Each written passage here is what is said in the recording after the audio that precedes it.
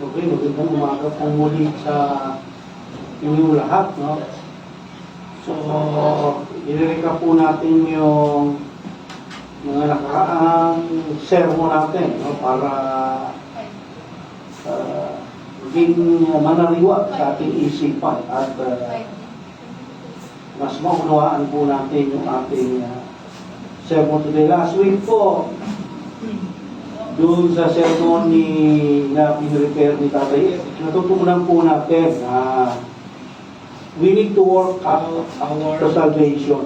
Yung ating kaligtasan, kailangan natin work out. Ibig sabihin, kailangan natin makikooperate sa ginagawang pagbabago sa atin ng Holy Spirit. No?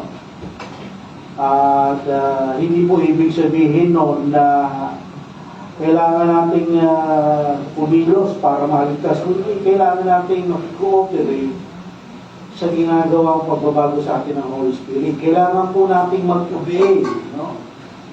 Sa salita ng Diyos at maging mabuting testimony yung ating ginagawa sa ating buhay at magalak sa ginagawa ng Diyos sa ating buhay. So, yun yung lesson last Sunday. Today, alamin naman natin, ano ba ibig sabihin ng give to Caesar what is Caesar's at give to God what is God's. No? Kaya ang title ng sermon natin today is give to God what is God's. Ibigay natin sa Diyos kung ano yung para sa Diyos. At ito ay mula sa Mark chapter 12, verse 13 to 17. Ano ba yung para sa Diyos na dapat natin ibigay? So, tandaan po natin, this is still Tuesday. No? So, sa Holy Week, no? Itong araw na ito ng text na ating pag-aaralan ay Tuesday pa rin, no? Sunday, yung triumphal entry sa Jerusalem, and then Monday, and then Tuesday ngayon, no? So, yung Tuesday and Wednesday, sa Scripture, napakarami pong mga pangyayari na mababasa natin sa Gospel, no? So, simulan natin, no? Sabi ng verse 13, then they sent some of the Pharisees and Herodians to him, kay Jesus yun, in order to trap him in a statement. No? So, Tuesday ito, no? Nung nasa temple si Jesus at nagtuturo, no? Ang mundo tapos na sa Holy Week, no? Tayo Tuesday pa lang. No, so pagkat maalala natin last week,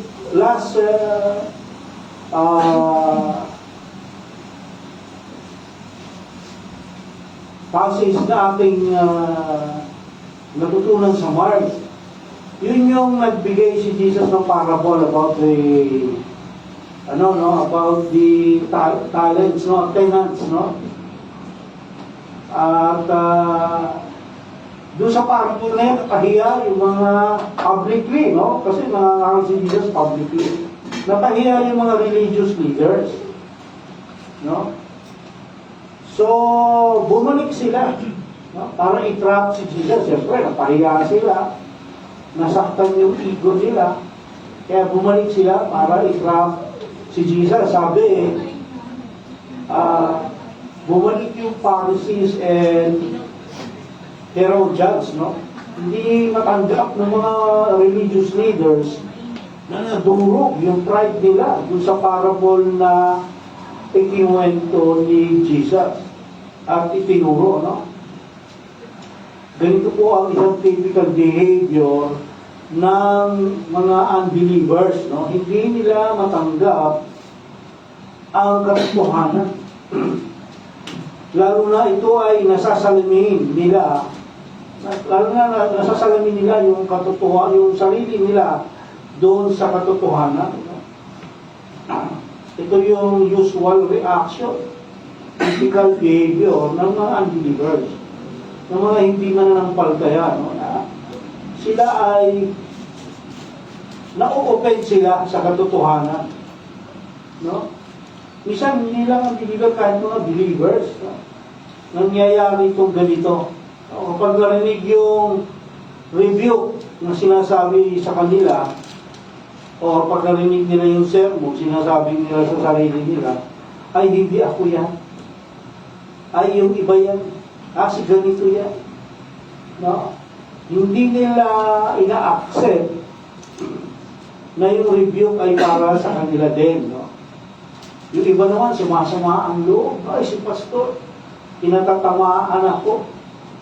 No, yung sinasabi ni pastor, parang nakadirekta sa akin. Ganun kasi ang salita ng Diyos. So, ano sabi ng scripture?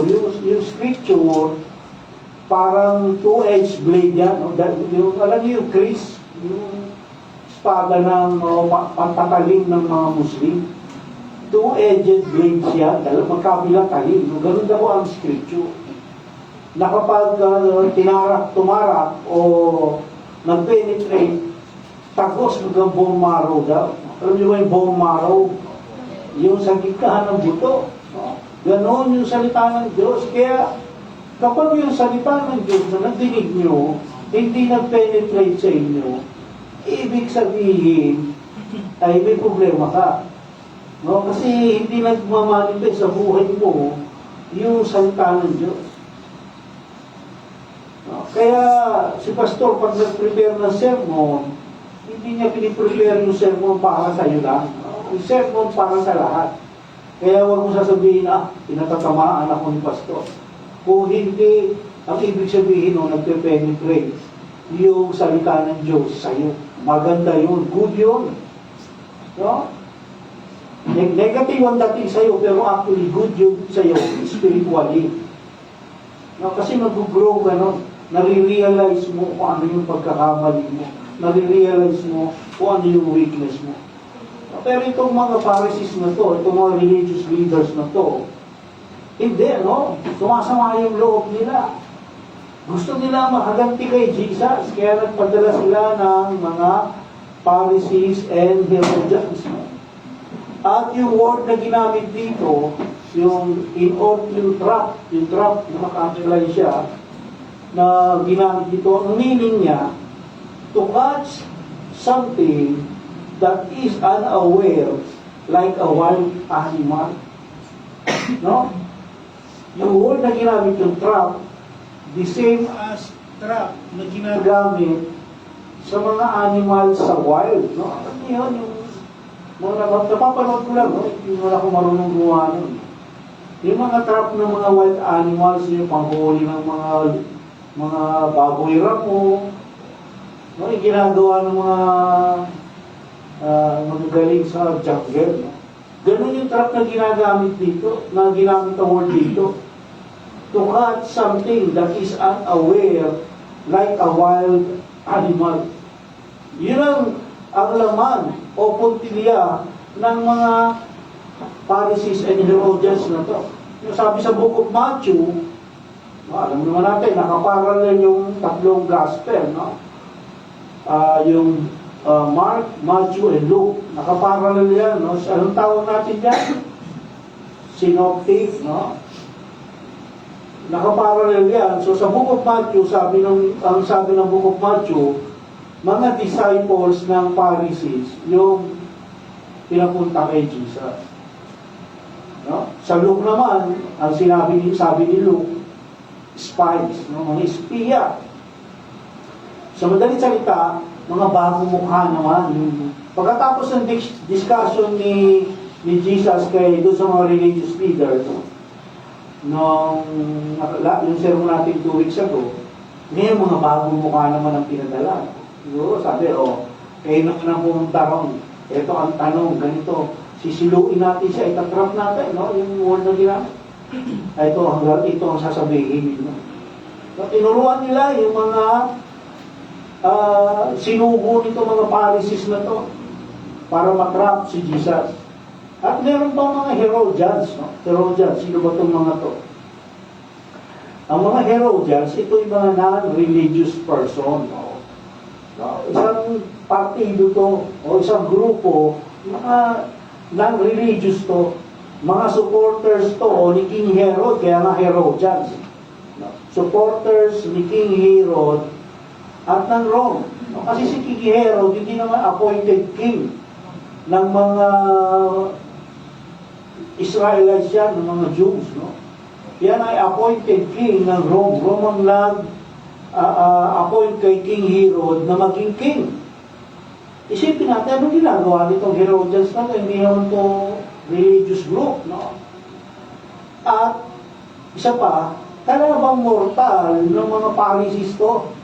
Kalabang mortal ng mga Pharisees to. Ito yung mga sipsip sa Romans, no? Alam naman natin, ng time ni Jesus, Israel was under Roman conquest, no? Sila ay under Roman Empire. Kaya itong mga Israelites, galit yan sila sa mga Herodians. Kasi yung mga Herodians, yun yung mga sip-sip sa Rome. No? Kaya, para magsama yung Herodians at yung mga Pharisees, ibig sabihin, mabigat yung desire ng mga religious leaders na pabagsakin or even patayin si Jesus. Mabigat yung desire nila. Para magkampi yung magkaaway, para sa politika natin ngayon, no? Sa politika natin ngayon, talaga yung personal desire ng bawat isa nananaig, no? Kahit magkalabang politika, kung meron silang gustong isang partido na pabagsakin, yung dalawang partido mag-unite yan, mag-joint yan para pabagsakin yung isang partido. Ganun din sa panahon nila Jesus, no? Kasi ang tao ganun, likas sa tao yung gagawin niya lahat, masunod lang yung kanyang desire, no, kahit na ito ay masama at hindi nakalulugod sa Diyos. Ganun ang tao. Verse 14, sabi, and they came and said to him, no, yung mga spies, no, Pharisees, yung mga spies ng Pharisees o yung mga Pharisees, at saka yung Herodians, sabi, and they came and said to him, Teacher, we know that you are truthful and defer to no one, for you are not partial to any, but reach the way of God in truth. Hindi nagtanong sila, is it lawful to pay a tax to Caesar or not? Okay, no, so makikita natin yung sinasabi nito mga ito, no? May kasama itong pambobola, no? Pinuri muna nila si Jesus. Sabi niya, we know that you are truthful. Pero alam naman natin na hindi ito galing sa heart nila. Kaya nga sila nandyan para bitagin si Jesus, para huli, para makulong o mapatay, mapapatay nila. No? So binubola nila si Jesus. Hindi bukol sa puso nila yung kanilang sinasabi. No? Minsan tayo ganito, no? Yung papuri natin sa Lord, hindi bukal sa ating puso. No, ano tawag natin dyan? Lip service. No? Lip service ang tawag dyan. Yung meron kang sinasabi na hindi bukal sa puso mo. No, pag kumakanta tayo ng mga praising songs, mag-iingat tayo kasi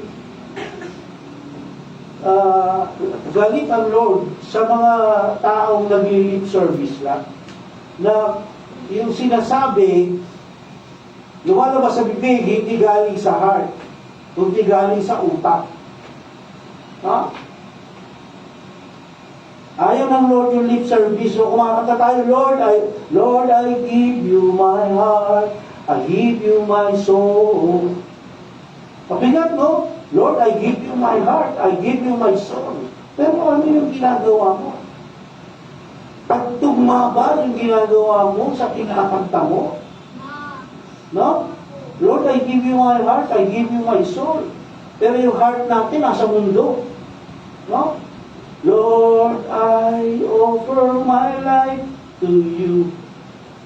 Lord, I offer my life to you. Napakabigat.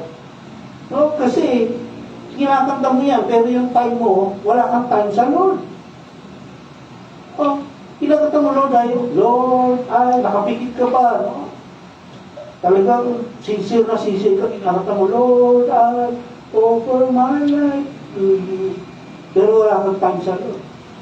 Hindi ka nag-church. No? Hindi ka nagbabasa ng Bible. Hindi ka nag-pray.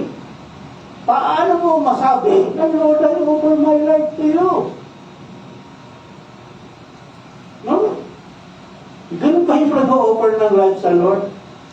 Walang time magbasa ng Bible, walang time mag-church, walang time mag-pray. No? Kaya relate tayo dito sa mga Pharisees na to. Ganon din tayo, no? Isa, pag may kailangan tayo sa isang tao, o kaya sa Lord, no? Pupurihin natin, no?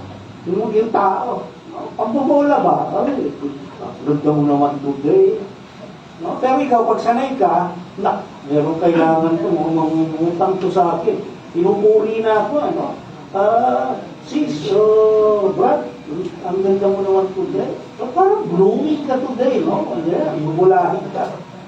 Kwento, meron baka nyo, pero palimandaan ka. Kaya ko lang. Di ba may purpose? Kaya niya sinabi yun. Mali ba na lang kung talagang maganda ka. No? Si May totoo yung sinasabi niya. Pag ganun tayo pag may kailangan tayo, pupurihin natin. Ang tawag doon sa English, false flattery. No? False flattery. Pambobola. No? Tao ganun Maraming mga bolera dyan. No? Mga asawa, minsan bubulahin mo. Asawa, yung pala, hihilingin. No? Kaya yung tanong nitong mga Pharisees na to, kung titignan natin, no? No win or lose-lose situation, no? Kung sa tao lang, kung tao ang sasagot nito, yung normal na tao, hindi siya mananalo. Knowing nga or lose-lose situation. Bakit? Yung tanong ng mga tao, is it lawful? No? Naayon ba sa batas kung tayo'y magbibigay ng tax kay Caesar? Caesar yung emperor ng Rome. Or not, o hindi. No? Sa Tagalog, sabi niya, labag ba sa ating kautusan ang magbayad ng buwis sa emperador? Dapat po ba kaming magbayad ng buwis o hindi? So, knowing situation to. Kung sa tao ang sasagot. Kasi pag sinagot mo ng yes, no, mawawala yung popularity ni Jesus sa mga tao. Kasi nga, sabi natin kanina, galit yung mga tao sa Rome. Ayaw nila magbayad ng tax sa Rome. Kasi yung Rome, sinakop nga sila, under rule sila ng Roman Empire. No? Kaya, madidiscreate kasi consider nilang as king si Jesus. Tapos sasabihin niya, yes. No? Mawawala yung popularity niya. Hindi na siya susundan ng mga tao. No, kapag yes ang sinagot niya, kapag no naman, mananagot si Jesus sa Rome. No, kaya nga nandiyan yung mga Herodians, nakita niyo yung talino nitong mga religious leaders nito. Kaya nila sinama yung mga Herodians, kasi ganito nga itatanong nila. No, kapag sumagot si Jesus, no, it is not lawful, do not pay tax, huhulihin si Jesus ng mga Herodians, at ite-turn over sa Roma. No? Kaya whether sumagot siya ng yes or no, parehas negative ang effect. Kaya nga knowing situation, no? No. Parehas lose. No? Pero alam naman natin na Jesus is God. Ano sabi sa verse 15? Shall we pay or shall we not pay? No? Inulit pa yung tanong. But he, Jesus, knowing their hypocrisy, said to them, why are you testing me? No, bring me a denarius to look at. So si Jesus, Diyos. At isa sa mga katangian ng Diyos, alam niya yung laman ng hearts ng tao. No? At kung ano yung gusto nila gawin o yung pakay nila kay Jesus. Alam ni Jesus yun. No? Anong tawag mo sa katangian ng Diyos na yun? Omniscient. No? Alam niya lahat. Wala tayong maililihim sa Diyos. No? Yung hearts natin, alam ng Diyos yan, kaya kahit bulahin natin siya ng bulahin, mag-lip service tayo, Lord, I offer my life to you. Alam ng Lord kung ano yung heart mo, na hindi mo kayang i-offer yung life mo kay Jesus. Na alam ng Lord yan, na yung sinasabi mo na, Lord, ganito, no? Alam ko kung ano laman ng heart mo. Huwag ka na magsinungaling. No? Mabuti pa yung aminin mo, admit mo sa sarili mo, Lord, di ko kaya. Hirap ako, i-offer ang life ko sa'yo, tulungan mo ako. No, yun ang gusto ng Lord, yung nagsasubmit at nagpapakumbaba tayo sa Kanya. Kaya yung lumalabas sa ating bibig, alam ng Lord yan, kung totoo o hindi. No, sabi pa no text natin, He, si Jesus, knowing their hypocrisy, alam ng Lord na hypocrite itong mga tao, itong mga kausap ko na ito, mga hypocrite. Ano ba yung sabihin ng hypocrite? No, 2 weeks ago, pinag-aralan natin kung ano ibig sabihin niya. Ability to act. No? Para artista. No? Or to be two-faced. Dalawang mukha. No? Kaya minsan mahirap magkaroon ng asawang artista, no? Kasi pag artista asawa mo, hindi mo alam kung totoo yung sinasabi sa inyo o hindi, kasi nga magaling kong acting. Lalo na yung mga award winner na artista, mahirap yung maging asawa. No, kasi yung word na hypocrisy wants ability to act. No? Kaya nga, di ba, ganda nung panimulang bati sa kanya ng mga tao. Pero ang totoong papaki nila ay hulihin o bitagin si Jesus. Akala mo, good yung intentions nila. Pero ang totoo, pandaraya at kasamaan. No? Minsan, masakit sa tenga, pero ang totohanan, maraming taong ganito. No? Madalas natin madidinig itong word na ito na hypocrite, no? Hypocrite naman ito, napaka-hypocrite nito, no? Kasi nga maraming mga taong ganito. No? Maging mga believers din. No? Pag nasa loob ng church, believer. Pero paglabas ng church, unbeliever na. No, sa loob na ng church, nagiging believer. Paano yung kwento sa akin ng kaibigan kong Braziliano. No? Sabi niya, doon daw sa church nila, one time. Pauwi, tapos na yung worship service, nagkakamayan na. No? Ngayon, yung pastor nila, nagpapaalam na, uuwi na. Sabi daw ng mga anak, huwag mo na kayo umuwi. No, tinanong ng pastor yung mga anak, bakit? Bakit tayo pa umuwi? Bakit tayo nyo magsimuwi? Kasi pag nandito ka, bait mo eh. Pero pag sa bahay na, hindi na. No, nakakaawa, no? Kasi, pastor pa siya, no? Na narinig ng mga kasamahan niya sa church yung sinabot ng anak niya.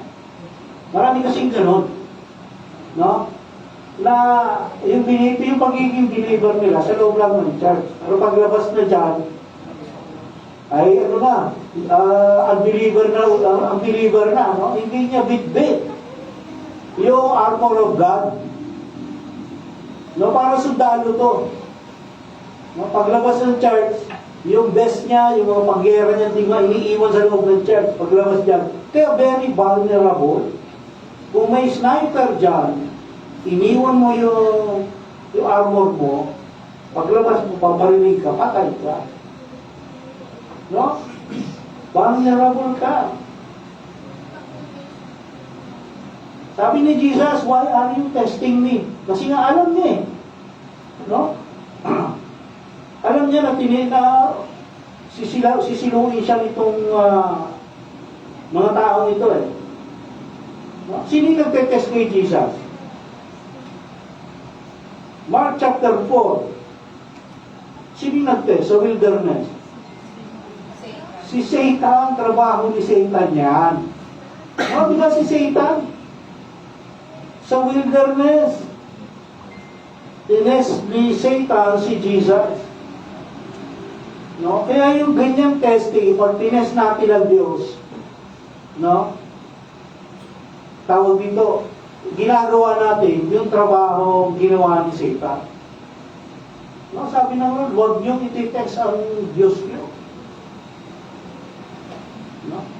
Ano ginawa ni Jesus? Nang hingi siya ng isang denarius, no? Para gawing illustration. Sabi, bring me a denarius to look at. Dalahan niyo ko ng denarius. Yung isang denarius, nung patay nila, katumbas ng isang araw na sweldo. So, exchange rate, 600 pesos. Yung isang denarius, equivalent 600 pesos. Yan lang ang tinatanggap na currency ng mga Romans. No? Kaya kapag nagbabayad sila ng tax, kailangan denarius ang gagamitin nila. No? Kaya nga sa loob ng temple, may akong money changer. Sabi mo, tatakot mo, may money changer dyan. Kasi nga, yung iba ang pera, denarius. Iba rin ang pera sa loob ng temple. May sarili silang pera doon. At ang denarius, considered na offensive yan sa mga Israelites, sa mga Hudyo. No, kasi naka-impose sa coin na ito ang mukha ni Caesar or Roman Emperor. Sa Galilee, hindi nila ginagamit yung pera na yan. No? Kasi kapag naka-impose, considered na idolatry. No? Sabi, and they brought one, and he said to them, whose likeness and inscription is this? And they said to him, Caesar's. No, kasi si Caesar yung nakatakdod. No? Inabutan si Jesus ng coin, no? Ng denarius. Galing siyempre, wala namang paggagalingan itong coin na ito, kundi doon sa mga money changer. No? So, tinaas ni Jesus yung coin. At sinabi niya, kanino mukha yung nakaukit dito? No? Kanino mukha?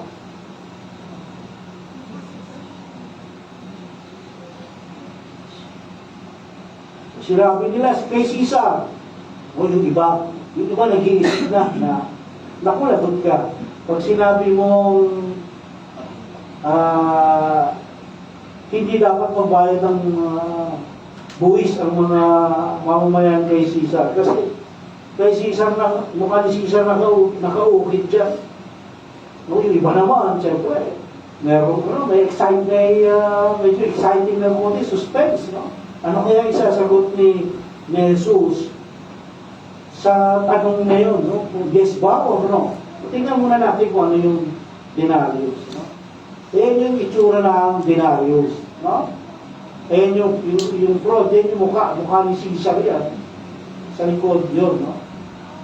Okay, yung meaning yan, no? Yung nasa harapan, ang nakasulat dyan, Tiberius Caesar, son of divine Augustus, supreme commander, emperador. Yung ibig meaning, yung naka-impose na yan sa gilid na gano'n. No? So, si Tiberius Caesar yan. Anak ni Augustus Caesar. Kasi pag emperor, ang tawag sa kanila Caesar. Ito sa likod naman, nakasulat, Pontifex, dito sa kabila, Maximus. No? Maximus Pontifex. No? Ang ibig sabihin yan, sa English, high priest. No? Tignan mo sa harap, si Caesar, sa likod, high priest. No, kasi yung emperor ng Rome considered na superior political leader, pinakamataas yan na leader sa buong empire, hindi lang sa Rome, sa buong empire, sa buong nasasakupan ng Rome. At siya rin, no, maximum pontiff, pontifex, sabi, high priest, siya rin yung supreme religious leader. No, hindi, no? Talaga, kasi, kaya nga itong si Caesar, kinukonsider siyang isa sa mga Diyos ng mga Romans. Kasi ang Romans, sila ay pagan. Marami silang Diyos-Diyosa. So, siya ay considered na, yung Caesar considered na Diyos, isa sa mga Diyos nila. So, dahil dito, ini-expect ng mga Herodians at Pharisees na i-declare ni Jesus na siya ay Diyos. No? Kasi nga, sasabihin niya, no, huwag kayo gano'n, ako ang ano yun dahil ako ang Diyos. No? Kasi nga, ako pa idolatry ito, no? Kaya hindi ito tinatanggap ng mga Hudyo. Iniisip ng mga tao, naku, baka sabihin na ni Jesus dito, ako pa idolatry na to. Meron ng pagkakataon, o meron ng pwedeng ikaso sa kanya, yung Rome. No? Pero ano nga ba ang sinagot ni Jesus? No? Verse 17, last verse na tayo. Sabi ni Jesus, and Jesus said to them, render to Caesar the things that are Caesar's, and to God the things that are God's. No? And they were amazed at Him. No? Isipin, na-amaze yung mga tao dahil ang ganda ng sagot ni Jesus. Hindi nila nasilo si Jesus. No? Eh, siyempre Diyos yan eh. No? Tayo maaaring magkamali, pero si Jesus, ang Diyos, hindi pwede. No? Sabi, render. No? Ano yung sabihin ng render? Ang original Greek word, apodidomi. No? Apodidomi. Ang ibig sabihin niyan, pay back, or give back, or return in the sense of obligation, or rightful duty. Ibig sabihin, render, ibalik mo, ibigay mo yan, kasi rightful duty mo yan. Yun ang sinasabi yung word na ginamit si Jesus, no? Render to Caesar. Ibigay nyo kay Caesar yan kasi rightful duty nyo yan. No? Sabi Jesus, render to Caesar what belongs to him. No? Sinasabi ni Jesus na we need to obey and submit to human government. No, kahit na yan ay sinako pa sila, they need to submit and to obey. Kasi all governments were established by God. No? Ang Diyos ang nag-establish niyan. Kahit na sabihin mo pang sinakop tayo ng Kastila noon, sinakop tayo ng mga Amerikano, sinakop tayo ng mga Hapon. Lahat yan, ang Diyos ang nag-establish. Lahat yan, negative man ang dating sa atin, pero lahat yan, pinahagtulutan ng Diyos. Walang mangyayari sa mundong ito nang walang kapahintulutan ng Diyos. Ang tawag namin ito? Divine Providence. Walang mangyayari. Kaya nga sabi ni Jesus, tinuturo niya sa atin, we need to obey our leaders. No? Kasi God is established them for His purpose. Mabuti man o masama mang leader yan, ang Diyos ang naglagay niya kasi merong purpose siya. Kailangan natin mag-submit. No? Sila ay under the sovereign control of God. Kapahintulutan ng Diyos yun. Kung ano man ang ginagawa ng ating leader na yan. Kaya ang isang mananampalataya, hindi dapat sumama o sumali sa mga rally no, na gustong patalsikin ang presidente. Hindi tayo pwede sumali dyan kung ikaw ay tunay na mananampalataya. Kasi ang Diyos ang naglagay dyan kay BBM, no? Kay BBM. Ang Diyos ang naglagay niya dyan. No? Whether good o bad ang ginagawa ni BBM, hindi tayo pwedeng mag-welga, mag-rally para patalsikin yan. Kasi kapag ginawa natin yun, para natin sinasabi nagkamali ang Diyos sa paglagay kay BBM. Kailangan natin palitan. No? Diba? Ganun ang ibig sabihin mo, kapag ka ikaw ay sumala sa welka, na hindi ka naniniwala ang Diyos ang nag-appoint dyan kay BBM. No? Kasi isipin mo, milyon ang boto dyan. Kung walang divine providence, kakayanin ba yun? No? Ang tawag doon, opposition. Clear opposition sa God's divine providence. Hindi natin pwede, isang puli naman ang pagka, hindi pwede sumali sa gano'n. Kaya yung mga nakaraang taon ba o buwan, no? Yung mga religious leaders na nag-initiate na gano'n, no? Na patansikin si BBM, hindi ako believe doon, no? Kasi hindi nila Romans 13, all government were established by God. Hindi lang si Jesus ang sabi, si Paul, sinabi niya rin yan. Kaya nga, render to the government what is for the government. Yun ang sinasabi ni Jesus dito. Magsubmit tayo. Kahit na yan ay, kaya mo na, ay si Lord na naglagay yan dyan eh. No?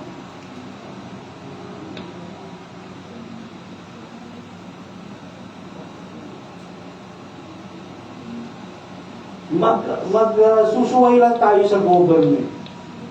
Kapag yung pinagagawa sa atin ng government ay against sa sinasabi ng Scripture o sa against sa pinagagawa sa atin ng Diyos. Pag nagkaroon ng conflict na ganyan, no, kagaya ng panahon ng COVID, no, dun na sukat, no, yung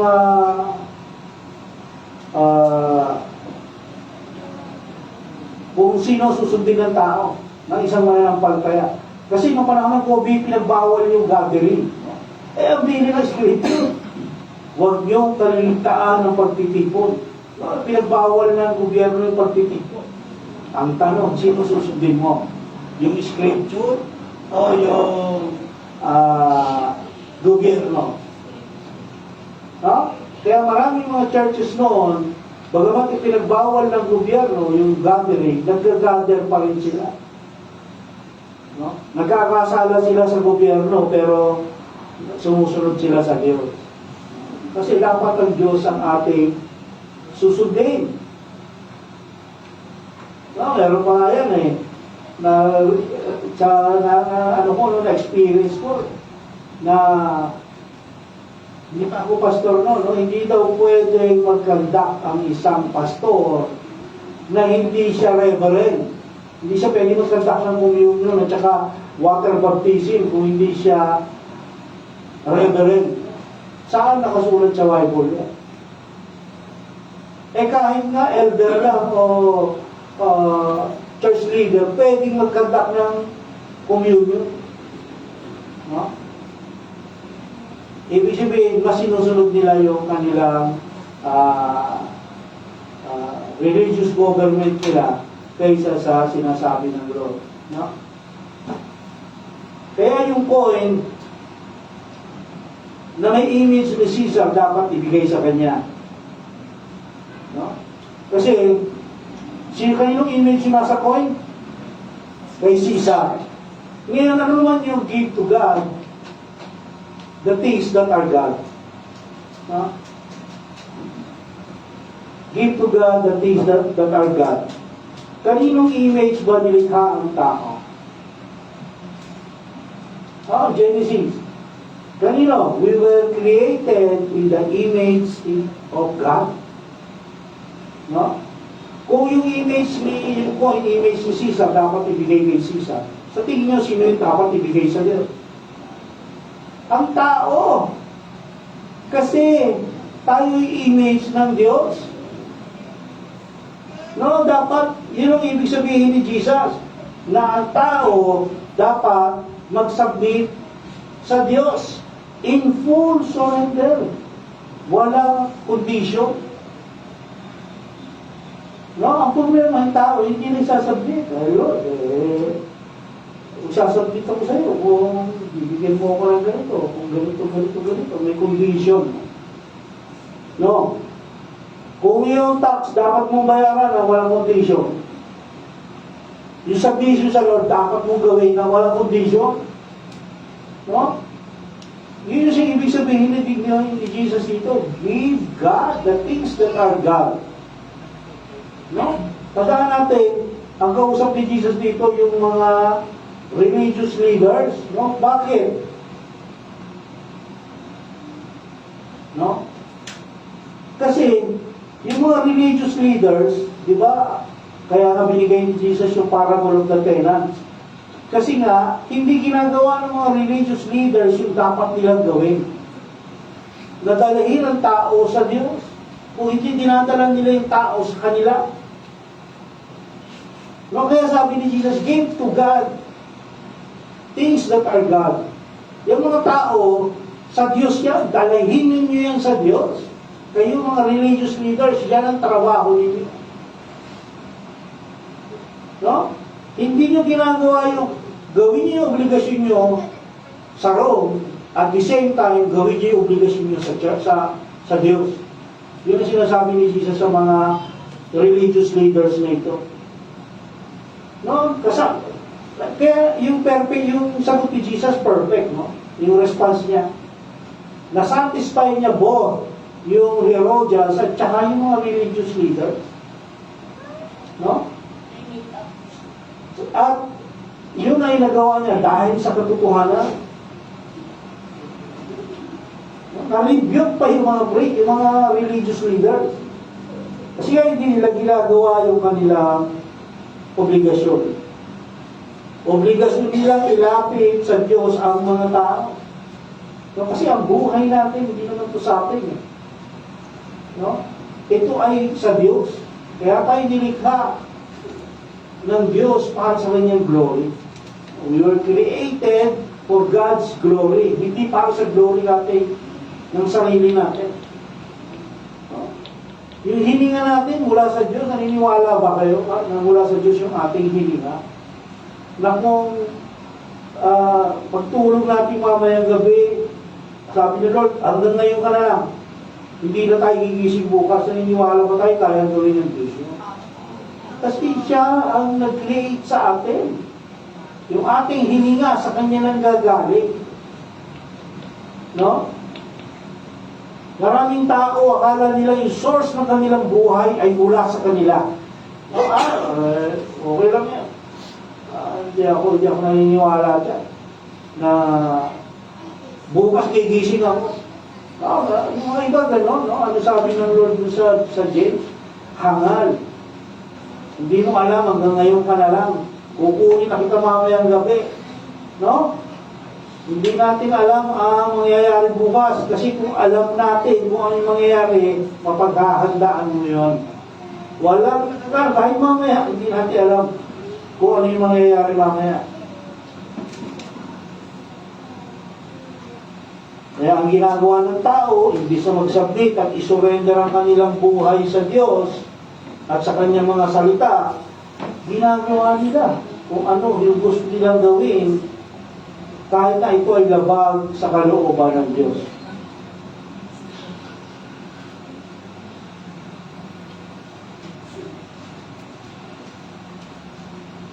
No? Yung gobyerno, kapag lumabag tayo sa batas, ano nangyayari? Kukulong, parurusahan. No? What more sa Diyos? Kung tayo ilalawag at mag-disobey sa kanyang mga utos. Akala nyo walang parusa? Meron? No? May parusa yan. Kung yung gobyerno nga nagpaparusa, Diyos pa. No? Kasi ang problema, ang mga tao, dahil nga sa mga maling pinasapasan itong mga religious leaders na ito, ang tao tuloy nakapokus sa temporary things. No? Tulad ng gobyerno, mga luxury sa mundong ito, no? Yung mga bagay na ino-offer ng mundong ito, doon nakapokus ang tao. Hindi sa Diyos. No? Ang mangyayari tuloy, kapag tayo'y namatay at nakapokus yung ating mata at isipan sa luxuries ng mundo ito, ay kahabag-habag tayo. No? Kasi lahat yan, ililipas yan eh. So, yung ating mga nag-iipon tayo ng bahay, no? Papagawa tayo ng bahay, malaki. Pag lumutay ba tayo, madadala ba namin yung bahay na yan sa puntahan natin? Hindi natin madadala yan. No? Nag-iipon ka ng pera sa bangko, milyon-milyon, iipon mo. Tapos yung bigla ka namatay. No? Yung mawi-withdraw mo ba sa langit yan? Hindi mo mawi-withdraw sa langit yan. Sino makikinabang niya? Diba? Kaya dapat mag-focus natin sa eternal, sa Diyos, no? Sekundary na lang yan. No? Pwede naman, no? Pwede naman tayo mag-ipon ng pera, iplano yung ating future. Pero dapat secondary, lagi primary, priority ang Diyos. No? Kasi ito lahat tayo pupunta. Tandaan niyo yan, walang hindi mamamatay sa atin. Yun ang dapat natin pinaghahandaan. No? Lahat yan lilipas at the end, doon tayo sa pangalawang buhay. Baga, itong buhay natin ngayon, preparation lang yan for our next life. Kaya sa ating pagtatapos, obey God's word and His truth. No? Palagi ito, no? Lagi natin ito narinig, gumisan. Baka na bibigyan na tayo rito, no? Obey God's word and His truth, and prioritize it above all. No? Sundin ang salita ng Diyos at ang kanyang katotohanan at unahin ito tigil sa lahat. No? Mahirap, no? Pero kaya. Kaya nga meron tayo sermon. Yan ang purpose niyan, ipaalala sa atin paulit-ulit ano ba ang nais ng Diyos. No? Kasi kung walang sermon, tapos hindi pa tayo nagpapasa ng scripture, sino magpapaalala niya? Sino magpapaalala? Minsan, ginagamit ng Diyos yung mga anak natin, yung maliliit na batang ganyan. Sila ang ginagamit ng Diyos para ipaalala sa atin. Kasi kailangan tayong paalalahanan eh. Yung nga alam natin, hindi natin magawa, lalo na yung malimutan pa natin. No? So, kailangan natin dapat tayong mag-submit.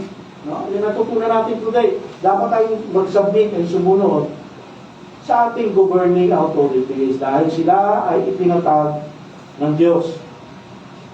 At ang tanging exception lang, kung maging opposition yung demand ng ating gobyerno sa salita ng Diyos, dahil hindi na tayo dapat mag-submit at sumunod. No? Siyempre, yung pinakamahalaga sa lahat, dapat tayong sumunod. Kung sa gobyerno dapat tayo sumunod, dapat din tayo sumunod sa ating tunay at buhay na hari. No, kay Jesus, dapat natin siyang sundin dahil siya yung may authority sa lahat. No, kung yung authority natin dito, sinusunod natin, takot tayo magkaroon ng violation. No? Ayun, pag mahuli tayo, pulo. Pero sa Diyos, no, bakit gano'n? Wala tayong, okay lang, Lord. Kasalanan niya, okay na. Kasi nga iniisip natin, patatawarin tayo ng Diyos. Totoo yun. Pero may consequence pa rin. Kahit na tayo patatawarin ng Diyos. Kaya magkaroon din, kung takot tayo sa gobyerno, dapat mas takot tayo sa Diyos. Mas dapat lagi sa Diyos. No? Kaya dapat, mamuhay tayo.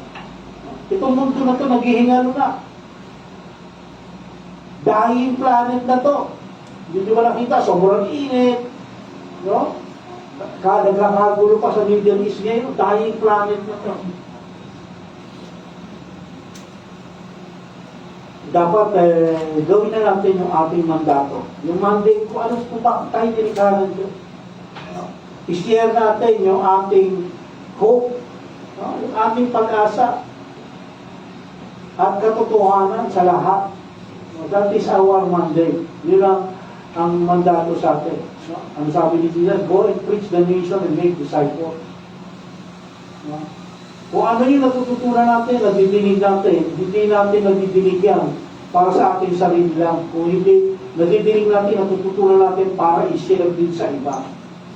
Yun ang ating mandate, yun ang dapat natin, yun ang responsibility natin sa Lord. I-share natin. No? Kasi grow ka ng grow. Ano nangyari sa pag-grow mo? Baka umabot ka ng 6-footer, no? Lumagpas ka sa kinsang mo. Grow ka lang ng grow. No? Kailangan maramdaman niyo yun, yung nag-overflow ka na sobrang dami ko natutunan, pero hindi ko na isi-share.